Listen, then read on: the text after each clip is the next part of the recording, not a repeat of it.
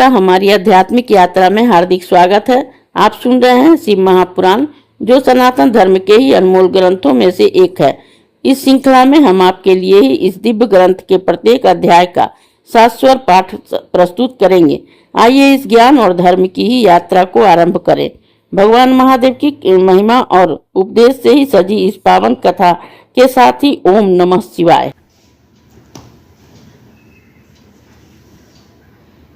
25वां अध्याय, रुद्राक्ष की महिमा। सूत जी बोले कि हे महाभाग सौनक जी, अब आप रुद्राक्ष की महिमा सुनिए। यह परम पावन रुद्राक्ष शिव जी को अत्यंत प्रिय है।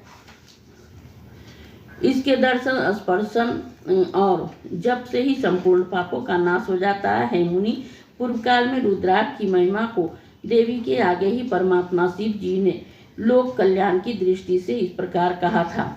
शिव जी बोले कि हे देवी महेशानी, जब पूर्व काल में सहस्त्रों वर्ष तक तप से पश्चात ही मेरा मन संतुष्ट न हुआ, तब स्वतंत्र परमेश्वर मुझ लोकोपहारी ने लीलावत अपने जो नेत्र बंद कर लिए, तो उससे मेरे सुंदर नेत्रपुटों से कुछ मल की बूंदें पृथ्वी पर गिरी पड़ी, तो उनसे ही यत्र तत्र रुद्राक्ष के वृक्ष उत्पन्न हो गए। मैंने उन स्थावरों को विष्णु भक्तों तथा चारों वर्णों को दे दिया। शिव के प्यारे वे रुद्राक्ष गौड़ देश की भूमि में ही मथुरा, अयोध्या, लंका, मलयाचल, सहस्त्र साहे पर्वत, काशी तथा दूसरे देशों में भी श्रुतियों द्वारा प्रेरित हुए, जिसमें पाप समूहों के नाश की शक्ति विद्यमान थी। जैसे ब्राह्मणों, क्षत्रिय, वैश्य और शूद्र मेरी ही आज्ञा से उत्पन्न हुए, वैसे ही पृथ्वी में रुद्राक्षों के ही शुभाक्ष आदि उनकी जाति के भेद मेरी ही आज्ञा से हुए। विद्वानों को उन्हें लाल, पीले और काले भेद से जानना चाहिए। अपने वर्ण के ही अनुसार ही मनुष्य क्रम से उन्हें धारण करे।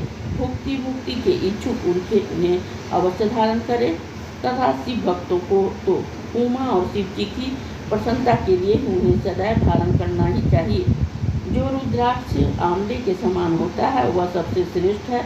जो बद्री फल के समान होता है वह मध्यम, जो चने के समान होता है वह अधम कहा जाता है। हे महेश्वर, बेर के समान होने वाला रुद्राक्ष लोक में सुख और सौभाग्य को बढ़ाता है। आंवले के समान हो तो वह सारे अरिष्टों का नाश करता है, और जो चौटनी अर्थात गुंजा फल के समान होता है उसके सर्वार्थ फलों की सिद्धि होती है। जैसे जैसे बड़ा होता है वैसे वैसे अधिक फलदायक होता है।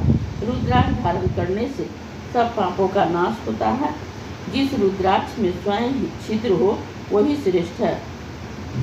जो मनुष्य द्वारा छेद कर माला के योग्य बनाया जाता है वह मध्यम है। बड़े से बड़े पाप रुद्राक्ष के धारण से नष्ट हो जाते हैं। 1100 रुद्राक्षों को धारण कर ही मनुष्य शिव रूप हो जाता है।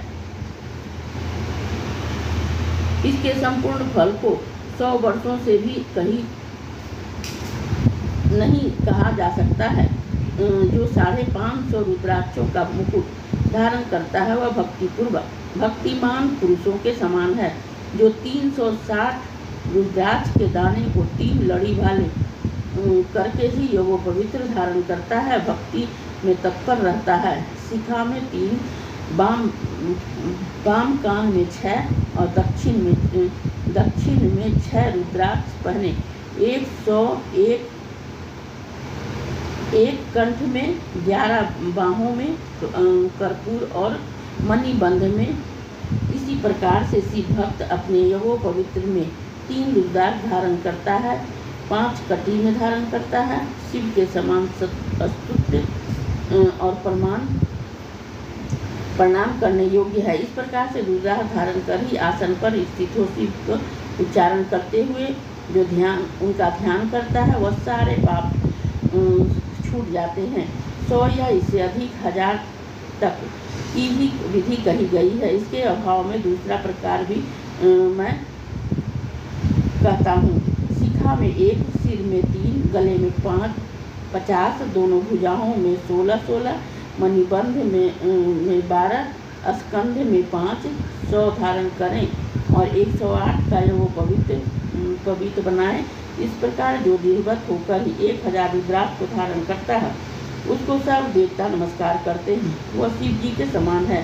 शिखा में 1 रुद्राक्ष, मस्तक में 40, कंठ में 32, हृदय में 108, 1 कान में, 6 भुजाओं में, 16 हाथ में, 12 अर्थात 24 इतने रुद्राक्ष को प्रीतिपूर्वक ही धारण किए हो, वह भी शिव का जन है और निरंतर ही पूजनीय एवं आश्रमों, वर्णों तथा शूद्रों सभी को ही रुद्राक्ष धारण करना चाहिए।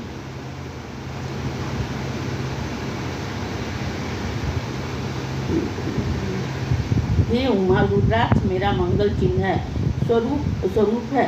सब आश्रमों, वर्णों और शूद्रों सभी को ही रुद्राक्ष धारण करना चाहिए। रुद्राक्ष धारण करने के अलग अलग मंत्र हैं, उन्हें पढ़कर ही धारण करें। त्रिपुंड भस्म रुद्राक्ष धारण करने वाले यमलोक को नहीं जाते, परंतु जो नहीं धारण करते हैं उन्हें शिवलोक की प्राप्ति नहीं होती, वे यमलोक के भागी होते हैं। कैसा भी पाप हो, परंतु जो इस तीनों वस्तुओं को धारण करता है, हे महादेव जी, वह मुझे प्यारा है। रुद्राक्ष द्वारा मंत्र जपने से कोटि गुना पुण्य होता है और उसके धारण करने से मनुष्य 10 कोटि गुना पुण्य प्राप्त करता है। हे देवी, त्रिपुंड सही थी, जिसके अंग में रुद्राक्ष होता है, जो मृत्युंजय का जापक होता है, वह इसके दर्शन से शिव दर्शन का फल होता है। वह 5 देवताओं का विशेष प्यारा तथा सब देवों का प्रिय होता है। रुद्राक्ष की माला से सब मंत्रों का जप किया जाता है। विष्णु आदि देवताओं के भक्त भी इसे धारण करें। रुद्र भक्त तो अवश्य ही सर्वदा रुद्राक्ष को धारण करें। रुद्राक्ष के और कई भेद हैं, परंतु एक मुख वाला साक्षात भुक्ति मुक्ति को देने वाला शिव स्वरूप है। ब्रह्मा हत्यादि निवारक है, इससे सब कामनाएं सिद्ध होती है। 2 मुख वाले से गो हत्यादिक पाप निवारण होते हैं। 3 मुख वाला साधन दायक, 4 मुख वाला स्वयं ब्रह्मा है और चतुर्मुख फलदाता है। कुल 14 मुख तक से रुद्राक्ष होते हैं, जिनके अलग अलग महात्म हैं।